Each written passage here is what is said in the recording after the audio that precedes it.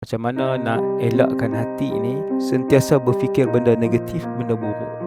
Dalam Sahih Muslim, Nabi ada ajak satu doa berkaitan dengan cuci hati. Hadis sahih. Tuan-tuan pegang tangan di sini kan. Yang ni daripada saya lah. Lepas tu tuan-tuan sebut doa Nabi tersebut untuk jaga hati, cuci hati, pelihara hati, serah hati kepada Allah. Iaitu doa dia, Allahumma ati nafsi taqwaha. Ya Allah, Kau beri ketakwaan kepada hati ini. Wa zakkiha anta khairu man zakkaha. Ya Allah, cucilah hati ini. Sesungguhnya Engkau yang paling baik menyuci hati, sebaik-baik yang mencuci hati. Anta waliyuha wa maulaha. Engkaulah Tuan dan pemilik kepada hati ini. Engkau yang cipta hati ini. Engkau yang tahu sifat hati ini.